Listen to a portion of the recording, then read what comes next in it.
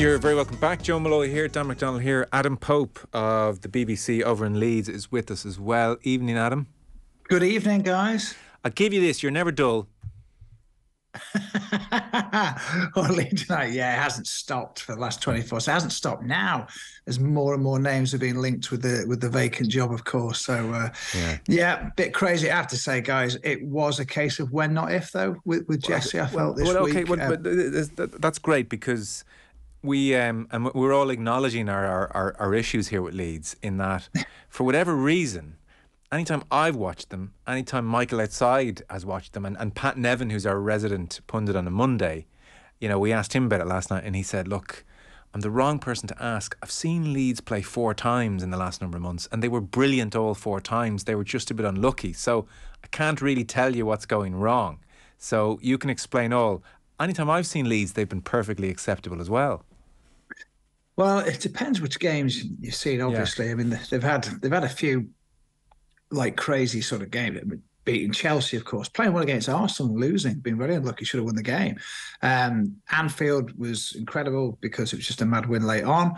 And then, there's a 4-3 against Bournemouth. But the facts are that if you've watched them for any considered period of time, since that Chelsea win, it's 2 wins and 11 points. It's the worst in the division. There just hasn't been any consistency, Dan and Joe. And, when you... And that's been the problem. This system has not settled into place at all over the nearly 40 games that Jesse Marsch has had. This we want to call it a Red Bull system, an arrow system, and it just hasn't produced consistent results nor attractive football. And it's just confused everybody, I think. And that's why most of the time you've gone to see games, you won't have seen a great performance and certainly not a decent result. I did see Patrick Bamford after the game against Forest, the 1-0 defeat. He said, we needed more runners running past me to drag Forest centre-backs out of position, create a bit more space. The whole game was literally 2 versus 1, which made it difficult. And unfortunately, I couldn't find the answers to solve that, end quote. By extension, nor could my manager. Yeah, now that quote, don't forget, it's come straight after the end of the game. I think, Patrick's an intelligent guy. I don't think it's a massively barbed poke at Jesse Marsch before, the axe finally fell. But I do think it does sum up some of the difficulties that he and others have had. There were no runners going past him. There was no service. I can't remember Patrick Bamford having a chance at all. And this is a guy, as you know, he works really hard to make things happen. He stretches defences. He does I think he had 1 chance in the game, which he did miss, to be fair. He mishit, but it fell for Luke Haley, and then he probably should have scored. But I totally get it. It wasn't a massive go at Jesse, I don't think. I think he's just being honest. That was my interpretation of it. But others I know have picked up. I know Chris Sutton, the former Blackburn and Norwich and Chelsea striker, particularly last night, made a big thing out of it. But honestly, I think it did reflect that there was a problem with the system. That's what it did reflect. And, on reflection, maybe he should have kept that in the dressing room. But I'm quite glad that players come out and speak with honesty about what they felt was going on. But don't forget, at the end of it all there, guys, at the end of that quote, he actually takes responsibility and said, I couldn't solve it. Just curious, Adam, you've covered a lot of Leeds managers over the years, and some good, some bad, probably some popular, some not. How will Jesse Marsch be remembered? He had 11 months. He came in to do a job last season at a particular time. I don't know, in 5 years' time, when he's mentioned, how would the typical Leeds person respond? Well, I don't think they'll remember the reign in terms of anything memorable for the way that they played football. I think what they'll remember is that he was a nice guy that tried hard but wasn't up to the challenge of evolving Leeds from the Bielsa era. And that's been borne out in the results. That's how to be remembered. I think some people are a bit harsh when they sort of bracket him in with a David Hockaday type thing. But probably the closest way I could compare him to anybody under recent times is maybe something like Thomas Christensen. That was a particularly left field appointment under Victor Orta and the board at the time. And that didn't work out. This felt maybe not as left field, because there was a sort of, a body of evidence to suggest that he could coach well in Europe to an extent, maybe not the Premier League as it's turned out. But it'd probably be in those realms. Nothing was achieved, nothing was pushed further on. Leeds are in a worse position in the league, really. However, the difference is they have a better squad than when he came in. I think that's fair to say with the amount of signings that have been made. So it won't be remembered fondly, although he'll be remembered as a nice guy that maybe spoke too much management speak. And for some people, he was never going to be accepted because A, he was American, which is unfair, and B, they felt that there was too many shortcomings.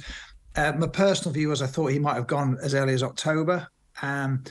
But by the Nottingham Forest game, it was clear that even his best sort of supporters were either quiet or had turned against him. Right.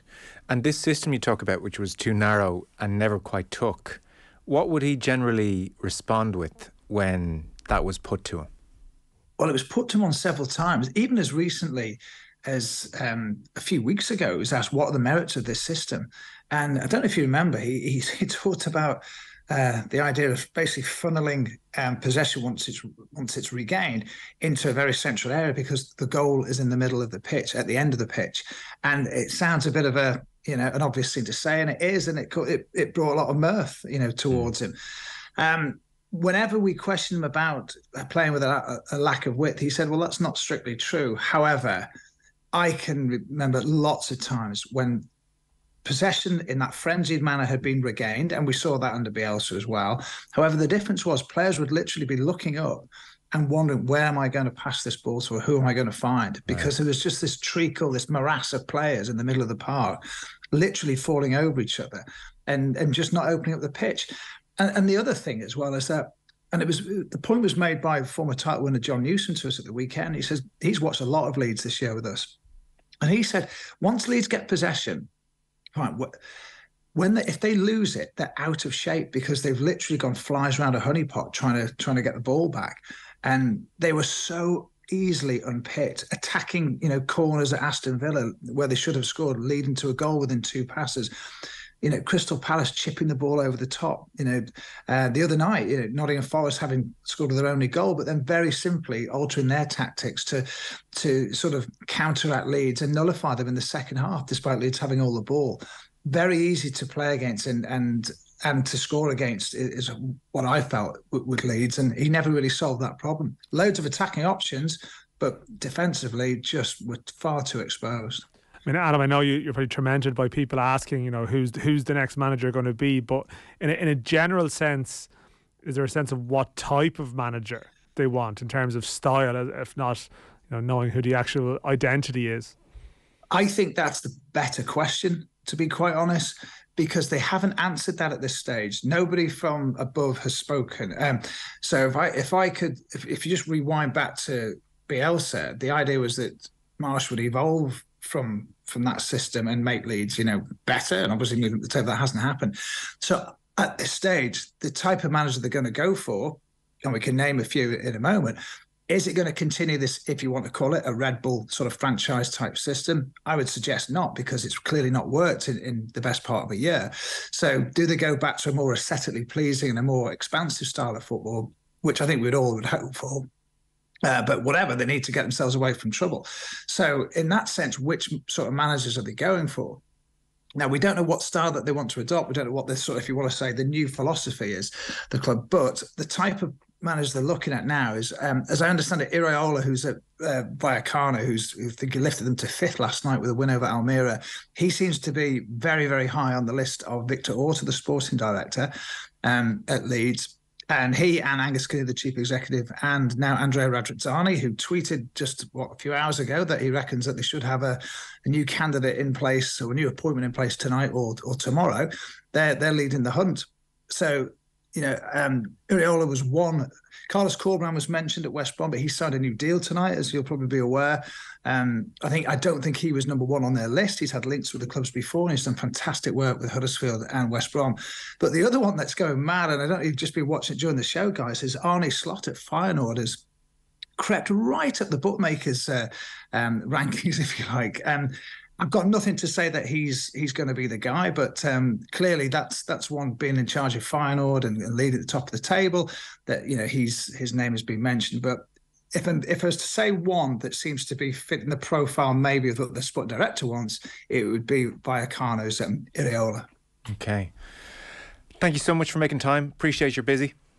Hey, no problem. It's crazy. Hey, and there's only Manchester United twice to play now, so hey, what's not to like, eh? I know. Thank you so much, Adam Pope there from BBC Leeds with the latest on the end for Jesse Marsch.